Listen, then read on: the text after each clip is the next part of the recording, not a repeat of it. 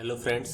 आज हम लोग सीखेंगे कि किसी भी कार्बन एटम पर, ठीक है, हाइब्रिडाइजेशन यानी संकरण निकालने का मेथड, या फिर किसी भी मॉलिक्यूल के सेंट्रल एटम यानी केंद्रीय परमाणु पर हाइब्रिडाइजेशन या संकरण निकाला कैसे जाता है। आपके पूरे केमिस्ट्री में दो तरह के मेथड ही यूज़ होते हैं, या तो कार्बन पर पूछा जाएगा आपसे हाइब्रिडाइजेशन निकालने के लिए यानी संकरण निकालने के लिए, या किसी मॉलिक्यूल के सेंटर एटम पर हाइब्रिडाइजेशन या फिर संकरण निकालने के लिए पूछा जाता है। उसके लिए आपको केवल छोटी सी चीज़ आपको पता होनी चाहिए कि अगर दो वैल्यू आएगी तो दो वैल्यू के लिए आपके दो ऑर्बिटल मिक्स होंगे यानी हाइब्रिडाइजेशन आपका क्या होगा, sp। अगर तीन वैल्यू आएगी तो हाइब्रिडाइजेशन होगा आपकी sp2। चार वैल्यू आएगी तो हाइब्रिडाइजेशन हो जाएगा sp3 यानी संकरण sp3 हो जाएगा। पाँच आएगी तो sp3d, सिक्स आएगा तो sp3d2, सेवन आएगा तो sp3d3। ये आपको केवल पता होना चाहिए। कैसे रखा है आप देख सकते हैं, दो है तो दो है, तीन के लिए एक एस दो पी ले लिया तो तीन बन गया, चार है तो एक एस और तीन पी ले लिया तो चार बन गया, पाँच है तो एक एस तीन पी और एक डी, टोटल ऑर्बिटल काउंट करेंगे तो पाँच हो जाएंगे, पी तीन से ज़्यादा नहीं होता है। सिक्स है तो एक एस तीन पी दो डी ले लिया, ठीक है, और सात है तो एक एस तीन पी और तीन डी तो sp3। तो आज हम लोग निकालना सीखेंगे किसी भी कार्बन एटम पर हाइब्रिडाइजेशन निकालने के लिए। तो welcome to our YouTube channel Prime Academy with Pradeep. हम लोग अब सीखने जा रहे हैं किसी भी कार्बन एटम पर हाइब्रिडाइजेशन कैसे निकाला जाता है। तो हाइब्रिडाइजेशन यानी संकरण निकालने का मेथड है,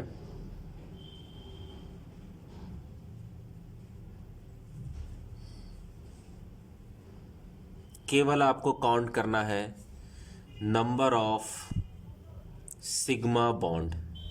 आप केवल अगर इतना काउंट करना सीख लिया कि सिग्मा बॉन्ड कितने आपका हाइब्रिडाइजेशन निकल आएगा यानी संकरण निकल आएगा, नंबर ऑफ सिग्मा बॉन्ड।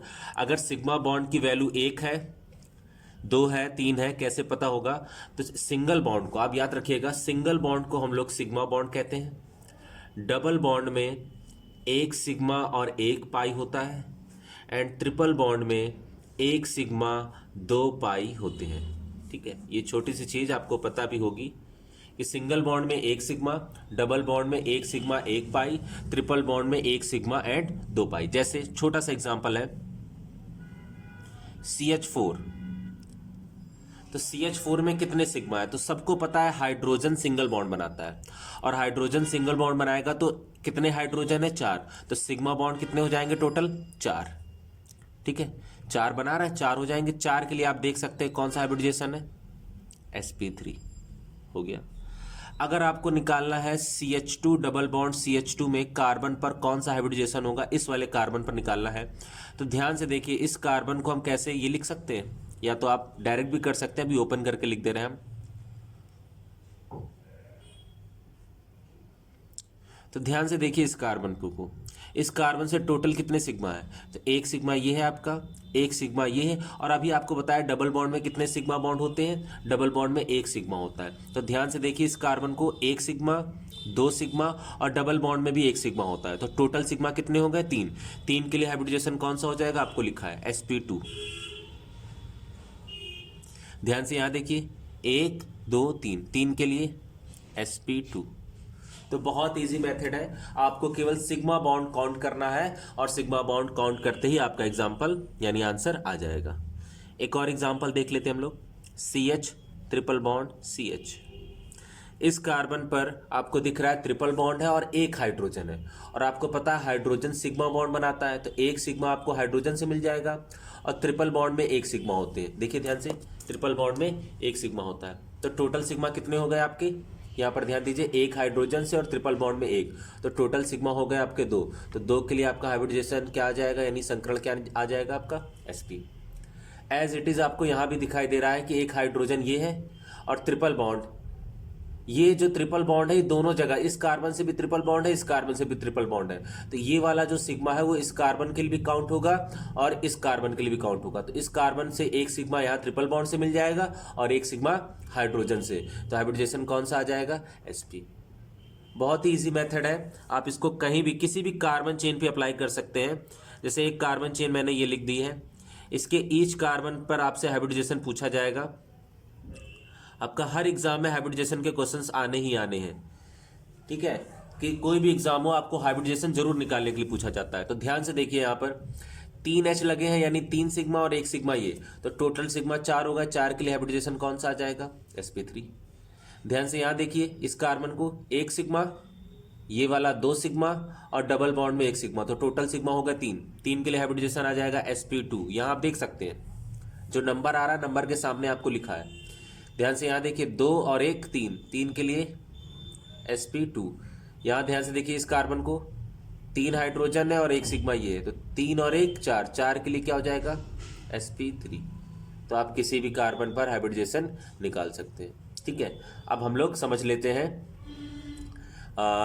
किसी भी मॉलिक्यूल यानी अणु के सेंटर एटम यानी केंद्रीय परमाणु पर हाइब्रिडाइजेशन यानी संकरण निकालने का क्या मेथड है। तो बहुत इजी ये भी मेथड है, ध्यान से देखिएगा। आखिरी सेल में, ध्यान से सुनिएगा मैं क्या कह रहा हूं, आखिरी सेल में सेल यानी कोष में इलेक्ट्रॉनों का सम अगर 8 आए, कितना आए? 8 आए। 8 से ज्यादा आए, जैसे सपोज डेट 16 आ जाए या फिर 18 आ जाए। 3 तरीके के बनेंगे आपके, देखिएगा ध्यान समझिएगा। आखिरी सेल में इलेक्ट्रॉनों का सम 8 आए या 8 से ज्यादा आए। 8 से ज्यादा 2 तरीके से आएगा, या तो 16 या तो 18, भी बताएंगे इसका रीजन क्या है। अगर 8 आए तो याद रखिएगा 2 से डिवाइड करते हैं। ध्यान से सुनिएगा, आखिरी सेल में जो टोटल इलेक्ट्रॉनों का सम है अगर वो 8 या 8 से कम होगा तो 2 से डिवाइड करेंगे। 8 से ज़्यादा होगा तो 8 से डिवाइड करेंगे। ठीक है, और यहाँ भी 8 से ज़्यादा है तो 8 से ही डिवाइड करेंगे। 8 से कम होगा तो भी हम 2 से डिवाइड करेंगे। सपोज डेट 6 बन जाए, ठीक है, 6 बन जाए तो भी हम किससे डिवाइड करेंगे? 2 से डिवाइड करेंगे। 8 आ जाए तो भी 2 से डिवाइड करेंगे। ठीक है, 8 या 8 से कम हो तो 2 से डिवाइड करेंगे। अगर 8 से ज़्यादा आ जाए, अगर वैल्यू कितनी आ जाए? 16 आ जाए तो 8 से डिवाइड करेंगे, और 18 आ जाए तो भी 8 से डिवाइड करेंगे, 24 आ जाए तो भी 8 से डिवाइड करेंगे। यानी 8 या 8 से कम हो तो 2 से डिवाइड करते, और 8 से ज़्यादा है तो 8 से डिवाइड करते। तो यहाँ डिवाइड करेंगे 2 से तो 3 आएगा, यहाँ डिवाइड करेंगे तो 4 आएगा, यहाँ डिवाइड करेंगे तो 2 आएगा, यहाँ पर डिवाइड करेंगे तो क्या आएगा? तो आपको दिख रहा है यहाँ से 8 से 18 डिवाइड नहीं हो पाएगा। कितनी बार में डिवाइड होगा? आपको दिख रहा है 2 बार में। कुछ बच रहा है, हाँ कुछ बच रहा है। 8 से जब 18 को डिवाइड करेंगे तो 2 बार में जाएगा, और कितना बच गया आपका? 8 2 जा 16, यानी 2 बच गया है। जो बच जाता है, याद रखिएगा, जो बच जाता है उसमें 2 से डिवाइड करके इसी क्वोशिएंट में आपको ऐड कर देना, तो टोटल वैल्यू आ गई 3। समझ में आया होगा आई थिंक। जैसे एक और वैल्यू बता रहे हैं, जैसे 20 आ जाए तो आपको पता है 8 से डिवाइड करेंगे क्योंकि वैल्यू 8 से ज़्यादा है। कितनी बार में जाएगा? तो 8 2 जा 16, 2 बार में जाएगा। कितना बच गया? जो बच जाएगा उसमें 2 से डिवाइड करके आप इसी क्वोशिएंट में आप क्या कर देंगे? ऐड कर देंगे, तो टोटल वैल्यू आ गई 4। तो ये आपका मेथड है। ठीक है, इस मेथड को अगर आपने समझ लिया हो तो अब एग्जाम्पल बता रहे हैं, बहुत ईजी से एग्जाम्पल देख लीजिए। बहुत ईजी मेथड है ये, इस मेथड से आप हाइब्रिडाइजेशन निकालना सीख जाएंगे। देखिएगा ध्यान से, जैसे बहुत ही सिंपल मेथड है। CO2 के ईच कार्बन पर आपको CO2 के सेंट्रल एटम पर आपको क्या निकालना है? हाइब्रिडाइजेशन निकालना है। तो ध्यान से देखिएगा, कार्बन के आउटर मोस्ट में कितने इलेक्ट्रॉन होते हैं? तो कार्बन का एटॉमिक नंबर होता है 6, तो इसके आउटर मोस्ट में कितने इलेक्ट्रॉन हो जाएंगे? 2,4। ऑक्सीजन का एटॉमिक नंबर होता है 8, इसके आउटर मोस्ट में इलेक्ट्रॉन हो जाएंगे 6, तो C के आउटर मोस्ट में इलेक्ट्रॉन यानी आखिरी सेल में इलेक्ट्रॉन हो गए 4, और O के आखिरी सेल में इलेक्ट्रॉन हो गए 6, और O है कितने? 2, तो इसमें 2 का आप क्या कर दीजिए? मल्टीप्लाई कर दीजिए। अब टोटल वैल्यू काउंट कर लीजिए, 6 2 जा 12, 12 और 4 16, और 16 आया है तो आप किससे डिवाइड करेंगे? 8 से डिवाइड करेंगे, वैल्यू आएगी 2। 2 के लिए भी आपको बताया था हाइब्रिडाइजेशन कौन सा हो जाएगा? sp। एक और एग्जाम्पल देख लेते हैं हम लोग, जैसे NH3 में n एटम पर आपको हाइब्रिडाइजेशन निकालना है। तो n का कितना होता है? आपको पता है n का होता है 7, आ जाएगा 2,5, तो 5 हो गया आउटर मोस्ट में। ठीक है, आखिरी सेल में 5 इलेक्ट्रॉन हो गए, प्लस हाइड्रोजन के आखिरी सेल में कितने इलेक्ट्रॉन हो जाएंगे? 1 इलेक्ट्रॉन हो जाएगा, और हाइड्रोजन है कितने? 3 हाइड्रोजन है, तो 3 का आप क्या कर दीजिए? मल्टीप्लाई कर दीजिए। ध्यान से देखिए, 1 और 3 का मल्टीप्लाई करेंगे तो 3 आ जाएगा, और 5 ऐड कर दीजिए तो टोटल आ जाएगा 8। यानी डिवाइड करेंगे हम लोग, 2 से डिवाइड करेंगे तो कितना आ जाएगा? 4, और 4 के लिए हाइब्रिडाइजेशन अभी आपको बताया था sp3।